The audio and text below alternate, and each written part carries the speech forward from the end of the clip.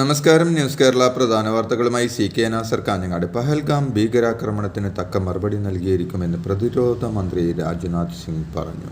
അതിർത്തി സംരക്ഷണം പ്രതിരോധ മന്ത്രിയായ തൻ്റെ കൂടി ഉത്തരവാദിത്തമാണെന്നും മറുപടി നൽകേണ്ടതും തൻ്റെ ഉത്തരവാദിത്തമാണെന്നും രാജ്നാഥ് സിംഗ് വ്യക്തമാക്കി. അതിർത്തി കാക്കുന്ന സൈനികർക്ക് പൂർണ്ണ പിന്തുണ നൽകുമെന്നും പ്രതിരോധ മന്ത്രി പറഞ്ഞു. ഇന്ത്യയും പാകിസ്ഥാനും തമ്മിലുള്ള സംഘർഷ സാഹചര്യങ്ങൾ നിലനിൽക്കെ അടിയന്തര സാഹചര്യം നേരിടാനുള്ള മോക്ക് ഡ്രിൽ നടത്തി കരസേന. പഞ്ചാബിലെ ഫിറോസ്പൂരിലാണ് ലൈറ്റുകളെല്ലാം അണച്ച് ബ്ലാക്ക് ഔട്ട് ഡ്രിൽ നടത്തിയത്. രാത്രി അരമണിക്കൂറോളം ലൈറ്റുകൾ അണയ്ക്കുകയും അടിയന്തര സാഹചര്യം വന്നാൽ നേരിടാനുള്ള തയ്യാറെടുപ്പുകൾ പരീക്ഷിക്കുകയും ചെയ്തു. ഇന്ത്യക്കെതിരെ ആണവ ആക്രമണത്തിനും മടിക്കില്ലെന്ന് റഷ്യയിൽ പാകിസ്ഥാൻ അംബാസഡർ മുഹമ്മദ് ഖാലിദ് ജമാലി പറഞ്ഞു. സിന്ധു നദീ ജലം തടഞ്ഞു നിർത്തിയാൽ ഇന്ത്യക്കെതിരെ സൈനിക ആക്രമണം നടത്തുമെന്ന് പാക് പ്രതിരോധ മന്ത്രി ഖ്വാജ ആസിഫ് കഴിഞ്ഞ ദിവസം ഭീഷണി മുഴക്കിയിരുന്നു. പഹൽഗാം ഭീകരാക്രമണത്തിൻ്റെ പശ്ചാത്തലത്തിൽ പാകിസ്ഥാനിലേക്കുള്ള ജലമൊഴുക്ക് ഇന്ത്യ കുറച്ചു. ചിനാബ് നദിയിലെ ബഗ്ലിഹാർ ഡാമിലെ ഷട്ടർ താഴ്ത്തിയതോടെയാണ് പാകിസ്ഥാനിലേക്കുള്ള ജലനിരപ്പ് കുറഞ്ഞത്. ഝലം നദിയിലെ കിഷൻഗംഗ ഡാമിലും സമാന നടപടി സ്വീകരിക്കും. ഹ്രസ്വകാലത്തേക്കാണ് നടപടിയെന്ന് കേന്ദ്ര സർക്കാർ വൃത്തങ്ങൾ അറിയിച്ചു.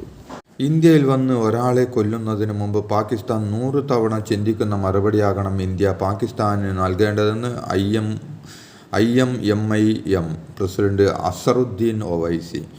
രാജ്യത്തെ ശക്തമായി നിലനിർത്താൻ വെറുപ്പല്ല, സമാധാനവും സ്നേഹവും പ്രോത്സാഹിപ്പിക്കുകയാണ് ചെയ്യേണ്ടതെന്നും വെറുപ്പും വിദ്വേഷവും പ്രചരിക്കുന്നവർ പാകിസ്ഥാൻ്റെ മുഖത്ത് പുഞ്ചിരി വിടർത്തുകയാണെന്ന് ഓർമ്മിപ്പിക്കണമെന്നും അദ്ദേഹം പറഞ്ഞു. ആ ക്രൂരന്മാരുടെ മുഖത്ത് നിന്ന് പുഞ്ചിരി തുടയ്ക്കണമെന്ന് ഞങ്ങൾ ആഗ്രഹിക്കുന്നുവെന്നും ഹൈദരാബാദ് MP പറഞ്ഞു. സാക്ഷരതാ പ്രവർത്തക പത്മശ്രീ KV റാബിയ അന്തരിച്ചു. തിരൂരങ്ങാടി വെള്ളിലക്കാട് സ്വദേശിയും സാമൂഹിക പ്രവർത്തകയുമാണ്. അർബുദബാധിതയായി ചികിത്സയിലായിരുന്നു. കോട്ടക്കൽ സ്വകാര്യ ആശുപത്രിയിൽ ചികിത്സയിലിരിക്കെയാണ് മരണം. 2022 റാബിയയെ രാജ്യം പത്മശ്രീ നൽകി ആദരിച്ചത്. 2014 സംസ്ഥാന സർക്കാരിൻ്റെ വനിതാരത്നം അവാർഡും നേടി.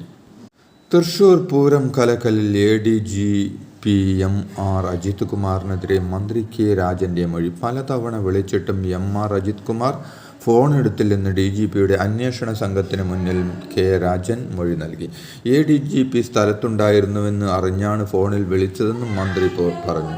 പൂരം കലക്കലിൽ DGP ഈ മാസം റിപ്പോർട്ട് നൽകും.